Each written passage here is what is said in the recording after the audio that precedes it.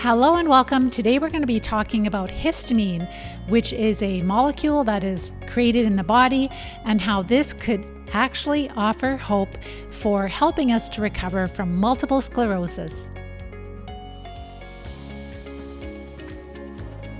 If we haven't met, my name is Pam Bartha, and I'm the author of Become a Wellness Champion and the founder of Live Disease Free.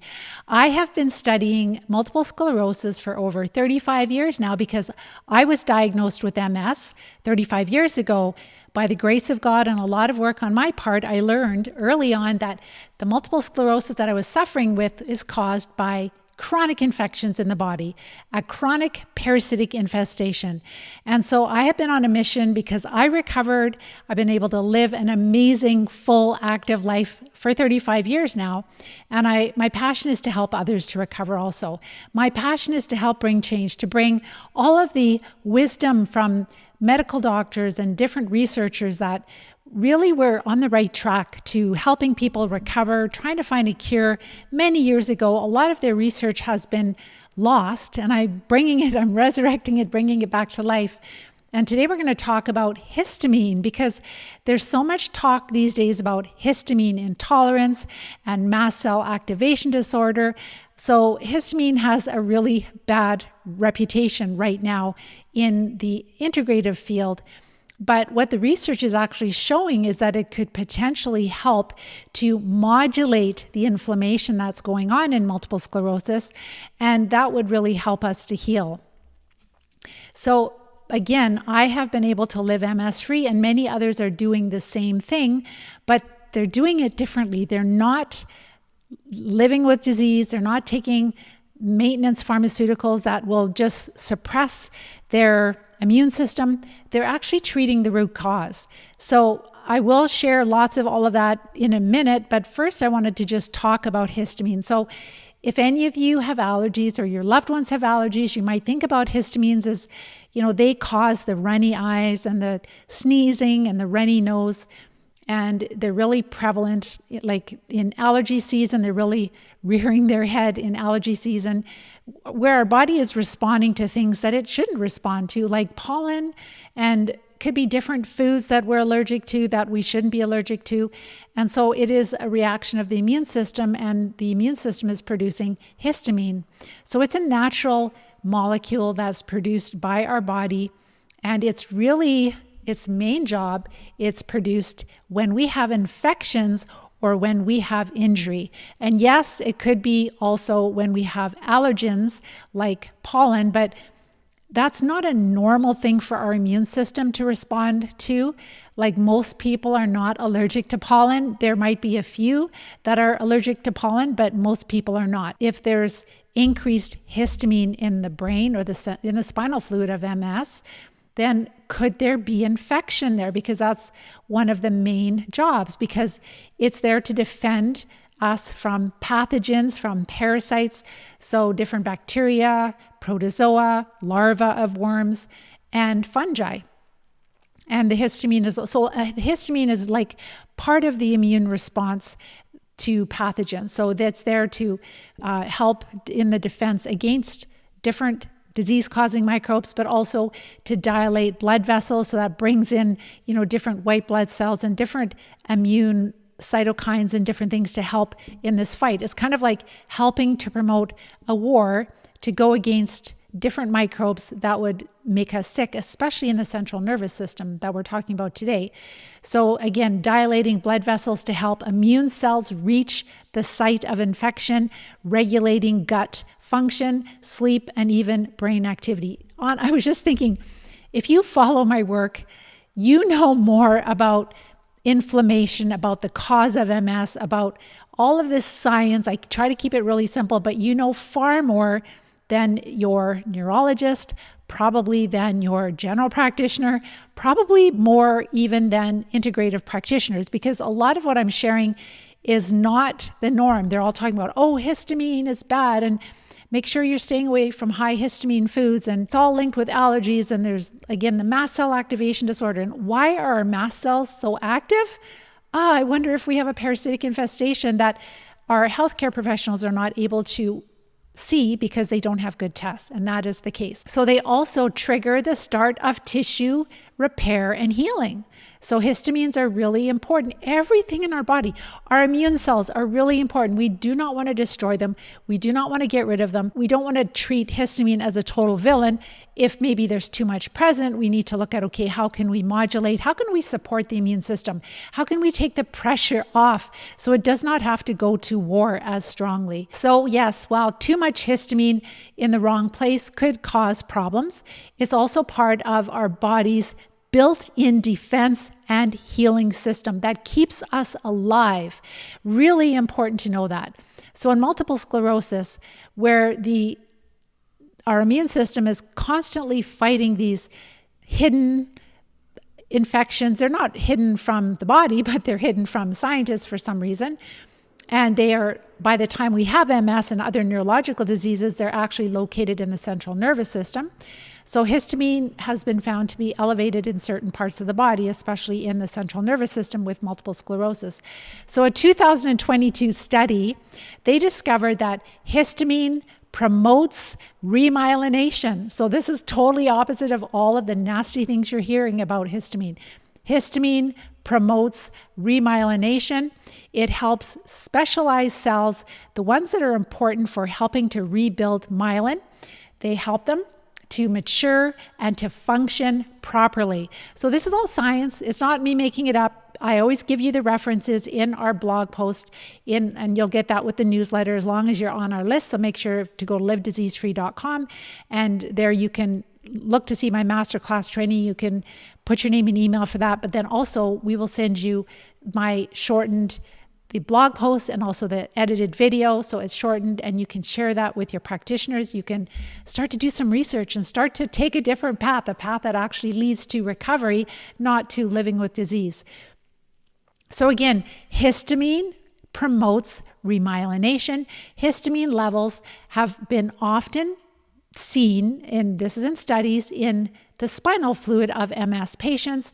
So that really suggests if you have more histamine in your central nervous system, and that's part of your body's natural defense against infections, it would make sense because we know that MS is an inflammatory disease.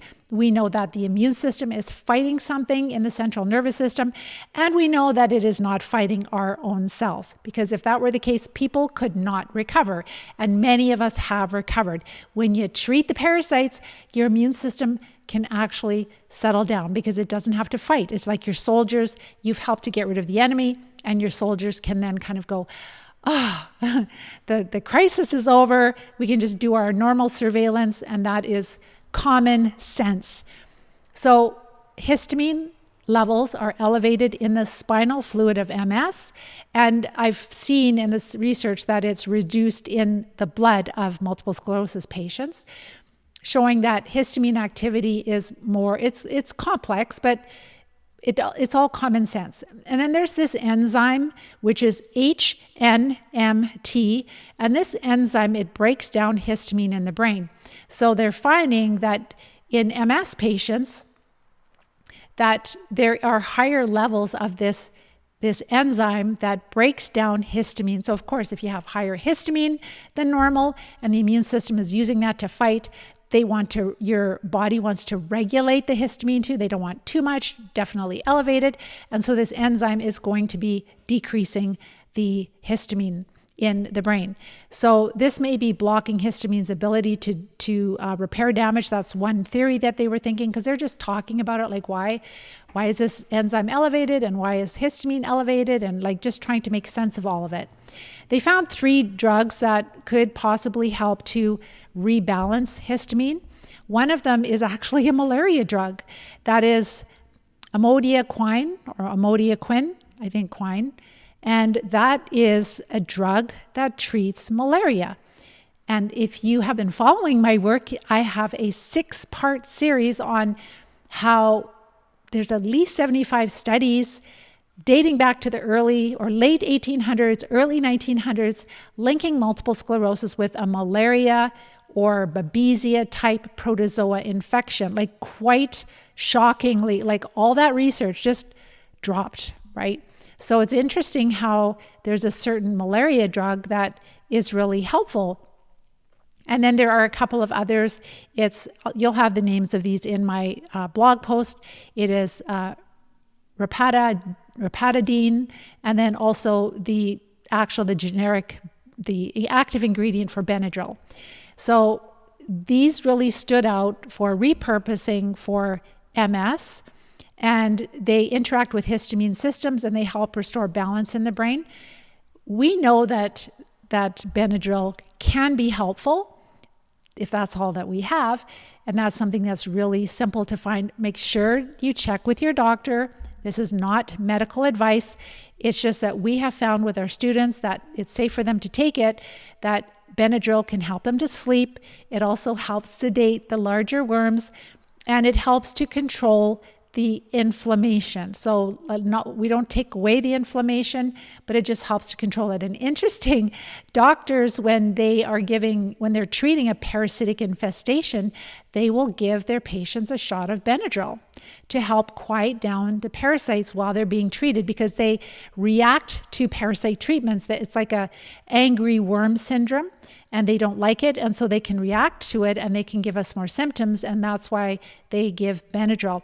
Also, when we're having an infusion of our disease-modifying drugs, they give steroids and a Benadryl, or the active ingredient of Benadryl, and that again is to help manage the inflammation, for sure, the steroid, but the Benadryl will definitely make the parasites less active, will control inflammation. Interesting how all these things are interconnected, isn't it? So what makes this so exciting is that I've got lots to share with you today, but this study is exciting for several reasons. Number one, that one malaria drug, amodiaquine, that one is interesting because that's more evidence that, maybe some people with MS, many of us are dealing with a chronic cerebral protozoa that's infecting our central nervous system. And the research shows that. Maybe your blood work shows that. You can see changes in your red blood cells, like decrease the red blood cell count. You can see changes in the MCV, the MCHC, like all of those different red blood cell type test results, and you get those. So that can be another indication. And I've done a 6-part series on that. So you just go and watch.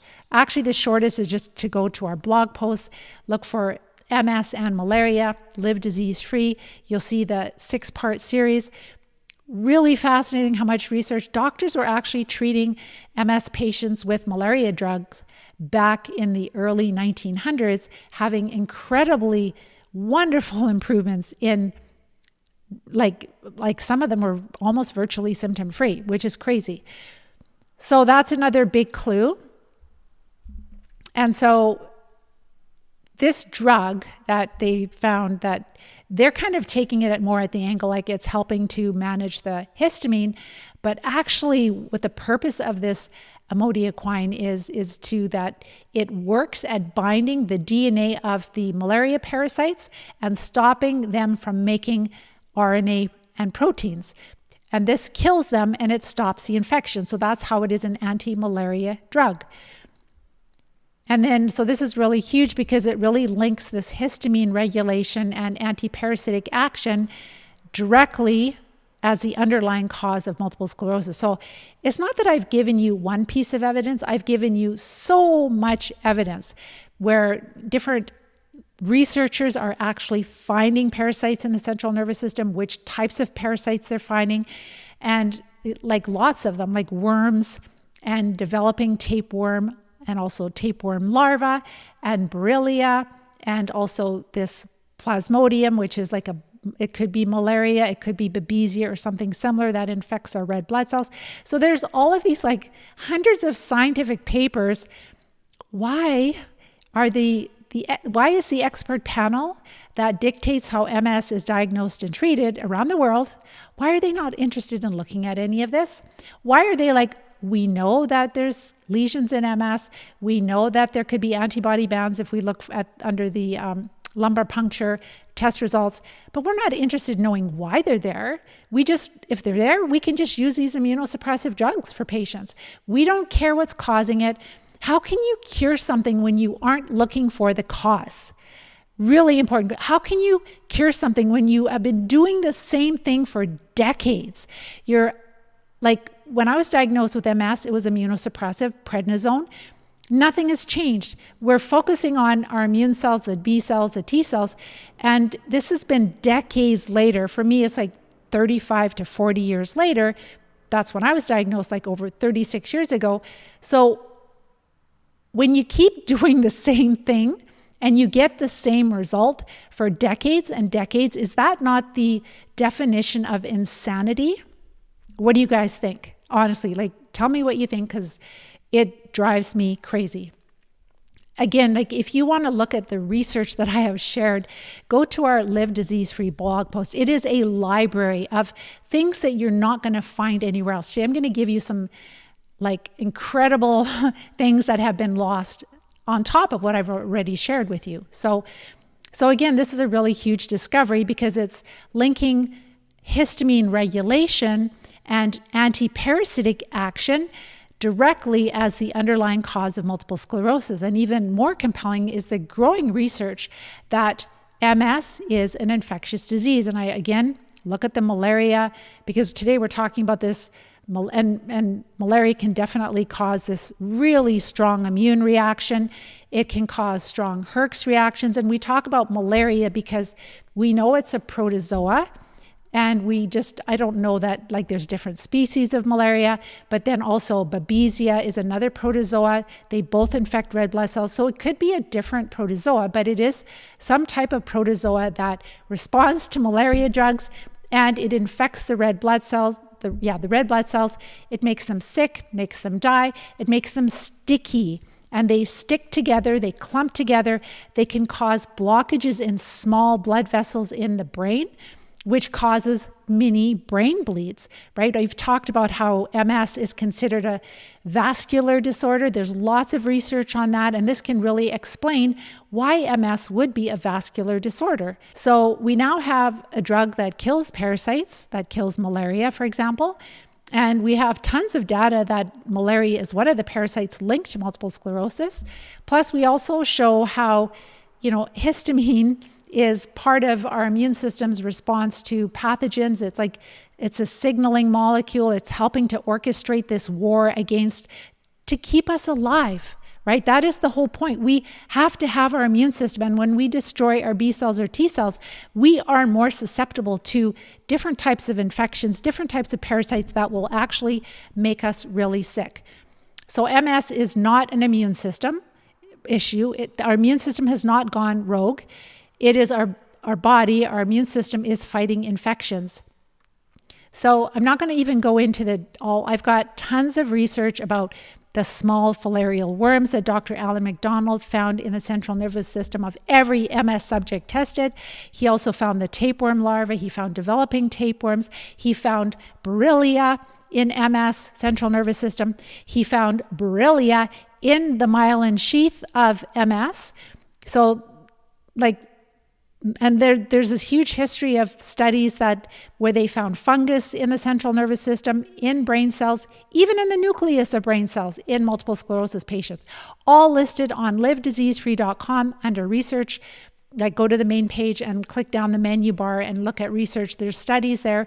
My blog posts, I've got one, just do Google search, Live Disease Free, MS is an infectious disease. I've got hyperlinks there.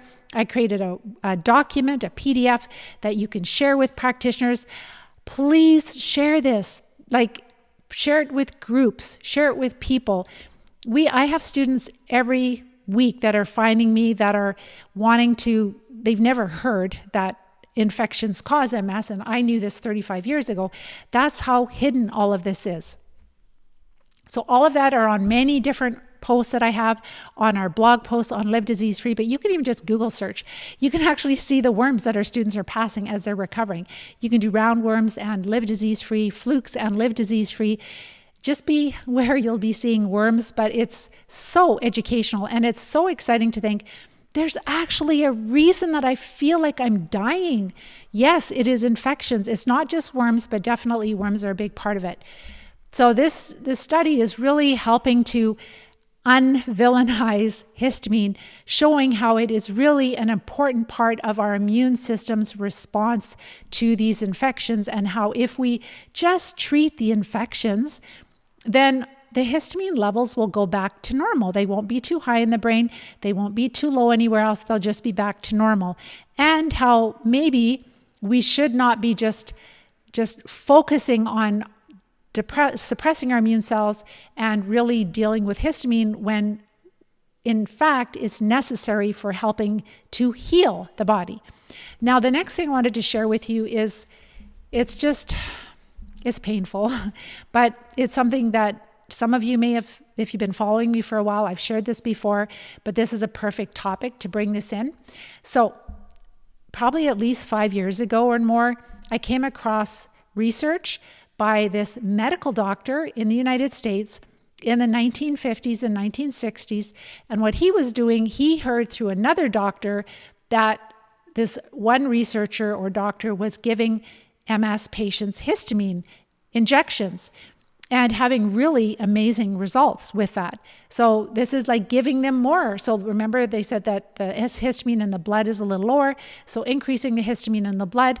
And they were finding like life-changing improvements with MS by giving them histamine. So he started to do this work, and he started to get, like, people were desperate and they're like suffering so terribly. And so he tried it with one person, and that person had tremendous, so he's not saying it's a cure, but that person had MS, she just did so incredibly well. This is the book, actually. It is not published, it's not being published anymore. My Fight to Conquer Multiple Sclerosis by Dr.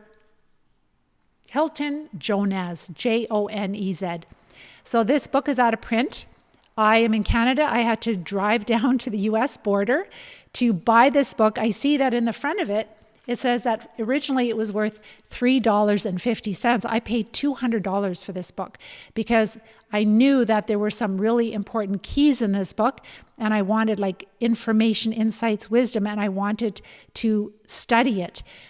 So, and then as I was studying that, I found another doctor. So this first Dr. Jonez was an American doctor, and then this is a doctor in Canada. And I think this was published around 2003. And this doctor was not working with MS, but he was really helping people that had asthma and allergies, giving them in the histamine also, and having like complete reversals of asthma and allergies. And people were just so grateful. Like, he got shut down in Canada, and he would not stop because it was helping people. He wasn't hurting anyone, and he wanted to help people, so he kept doing it, and they took his medical license away. And I think he went to court, and they actually had lots of patients that came to his court case, and they were trying to plead to have everything dropped and for him to be able to continue to help patients, but of course not. So like, it was almost like probably at that time that the certain companies felt, well, we can sell histamine therapy, and that could like basically make people symptom free, or we could just keep them on the antihistamines. Like if you have allergies and parasites, we can just keep them on antihistamines for years and years and years. And also, when you don't treat parasites, then we can sell our immunosuppressive drugs, which now are like over $100,000 a year in the United States. Many of the newer drugs, they're all the same. They're targeting your B cells, they're targeting your T cells. They're making us sick and weak. So it is quite awful. But I wanted to read like from Dr. Jonez's book with respect to multiple sclerosis. Again, this is his book. It's a really great read if you can find it. It's like a gold nugget. It's something that, will be really helpful for other forward-thinking practitioners to be able to read, but it's, again, not in print, and there are just a few copies. You have to try to find them. I think I found it maybe on Amazon or on just one of those online places. But I wanted to share with you like just a little forward in his book, or a little description. So these miracles, so he first started just treating people, and then so many people were coming because it's word of mouth. It's like, oh my gosh, look at you. You look like you're healed. Okay, I want to go do it too. So he had so many people coming to him that this Saint Joseph's Hospital in Tacoma, Washington. They had to open up, it's a Catholic hospital, and the nuns opened up a whole section of the hospital for his patients so that they could come in and have histamine treatment. They'd get an injection of histamine, like an IV injection of histamine. And this is what it wrote in the book. So, miracles that began at St. Joseph's Hospital: blind were made to see, the crippled to walk, and the dying to live again. Here is victory that is something more than a triumph of science. The story of Dr. Jonas, like the stories of Pasteur, the researcher that pasteurized milk, and others, is a thrilling account of conflict against bigotry and selfishness and false conservation in medicine. So what happened with Dr. Jonas is there were so many people coming for help, and even like they didn't have enough room in the hospital, so they opened up a wing in a hotel for like different rooms that patients could go in. And people would literally be like so disabled, they'd come in stretchers, and then they'd walk out after a few treatments of histamine. How awful is that? I mean, it was good for them, but could you imagine if they were getting these like injections and it was helping that much, and then it was taken away from them and the parasites were not treated well, and maybe they didn't get enough histamine treatments, etc. So like, how brutal for them, for all of us that follow, just awful. And so he battled with but I think he stepped down, and he knew he wasn't going to be able to get anywhere with it, so he just backed down. It is one of history's most selfless crusaders. Dr. Jonas took no money for his treatment, so he helped all these people and took no money. But more importantly, he takes no credit for it. That he gives to the man who has experience with this strange, untried histamine and the exotic and dangerous curative. So like basically they're saying like, he didn't take any money. He treated all these people. What a saint, right? He's totally a saint. He probably was forced to, and he didn't have any option, but he had to shut it down. Government regulatory bodies. And so it says, but all who read his book will know that the greatness that is within Dr. Jonah himself, a man who risked his professional reputation and his future as a physician on a desperate hunch. He helped 300,000 hopeless victims of multiple sclerosis. So he did treat a lot of patients. Like, why would that not have been a study, right? Why would they not be interested to say, why are all these people having such life-changing experiences? He didn't kill anyone. He didn't hurt anyone. So why? Like, these are just one of the things that were shut down. And same with that doctor in Canada that was using histamine to treat asthma and allergies. So Dr. Jonas did not claim that he discovered a cure. Rather, he said it was like a treatment similar to what you would do for diabetes. And it was fantastically successful. It was a fantastically successful method for making it possible for a patient to live a fully and complete, beautiful life without pain or menace of death, even though the patient had one of man's most deadliest diseases known until a century before he worked on this. And he said, unnamed until recently, undefeated until now.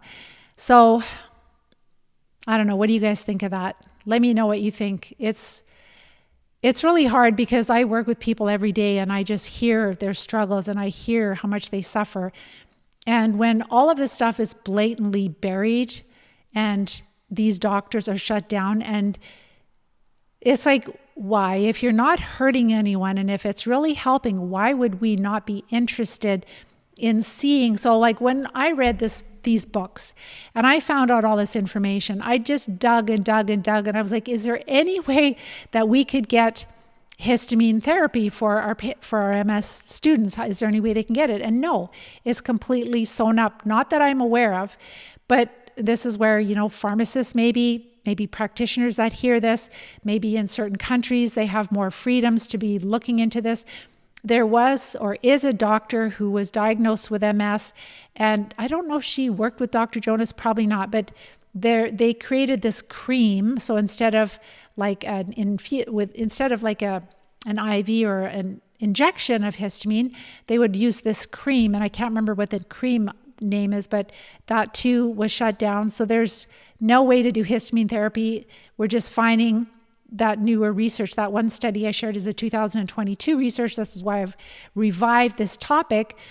But, in recovery, in order to recover when we're really infested, that there are really important things to consider, like how do we help the body with this out of control inflammation? So when we have this ongoing parasitic infestation, there's an H1 pathway and it's overregulated, and this is the pro-inflammatory pathway.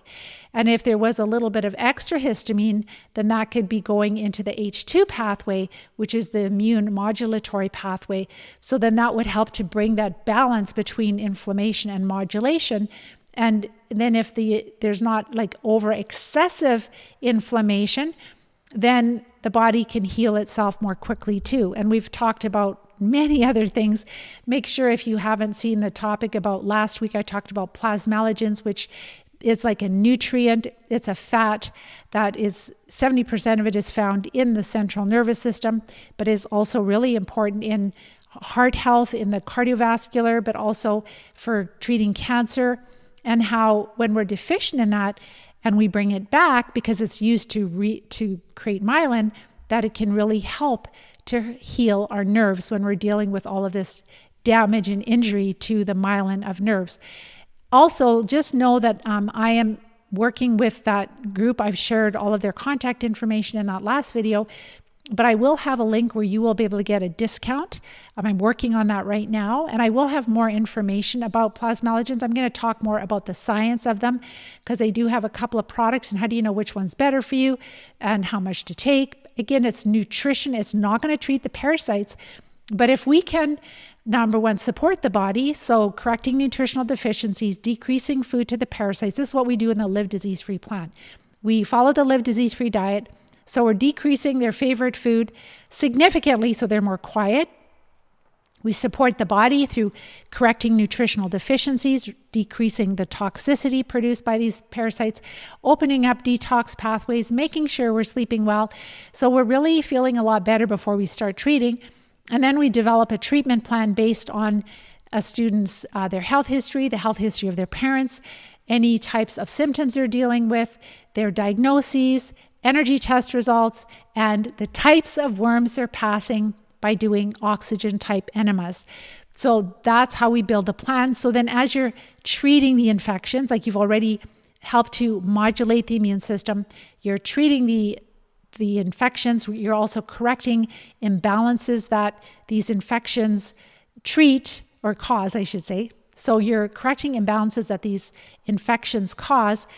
And then of course we're doing healthy lifestyle and we're being active, we're doing all these other things, but all of this together is what helps us to recover more quickly. You can't just treat parasites. You can't just take nutritional supplements to fill in what's missing. You've got to do the whole package as far as, regulating the inflammation, because these parasites are pervasive in people that have chronic disease. Our students are passing typically hundreds of worms, hundreds. And you might say, no, not me. Well, who knows? Because it's pretty darn common.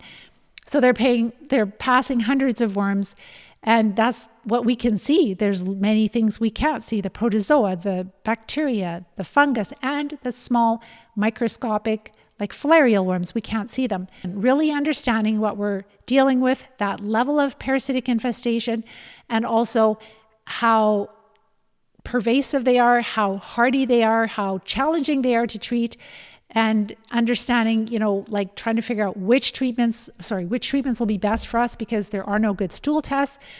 And then, really supporting our body before we start treating, using that holistic approach to recover. This is where miracles happen. So yes, maybe histamine, having that injections would be helpful in treating the parasites, because there would be less of an immune reaction, right? Because it's going to help the immune modulatory part of the immune system. But all those other parts, if you want to recover, if you want to be like a normal person again, not having to rely on possibly rely on histamine injections ongoing, which we don't have access to at this time. But I'm really hoping if there's some researchers that could go in that direction and follow up with this and go deeper and find therapies or bring forward therapies, bring forward studies. Again, there's no money in that. Like, who's going to pay for a study to do this because there's no money? Whereas the MS drugs, these recycled old drugs that they use a new purpose for, they're like over $100,000 a year for many of them, which is brutal. There's no financial incentive to find a cure for multiple sclerosis or any other disease. I hope that you found this really helpful. If you watch my masterclass training, you'll have a detailed account of all the steps we take to recover from multiple sclerosis. That link will be below this video or above this video. And so that's the masterclass training. I share everything. But I mean, when you're starting to treat with the parasite drugs and like combining it all together, you really have to work with somebody. So then you look for a practitioner, and if you can't find somebody who is willing or knowledgeable to help you treat parasites, then make sure to fill out that form at the bottom of my masterclass training, and there you can actually book a time to chat with me and see if it's a good fit. We're going to send you a link to the Coachathon, which goes a lot more in detail into the whole process of recovery, so that you'll have really good questions for me, so that when we meet, I kind of look at your health history, I understand what you've been through, where you're at, your questions you have about the process, and then you can see if it's a good fit for you. And we have people joining. We had 4 people join last week. We've just talked with a couple of people today that are going to join too. Some more tomorrow. So like it's really neat because there's people that are like farther along in recovery, and then there's people that join and they're like at the bottom and they're just starting, and then they get inspired by the people that are recovering. They hear the amazing successes of them and they're like, oh my gosh, I hope that's me. And of course it will be if they follow instructions.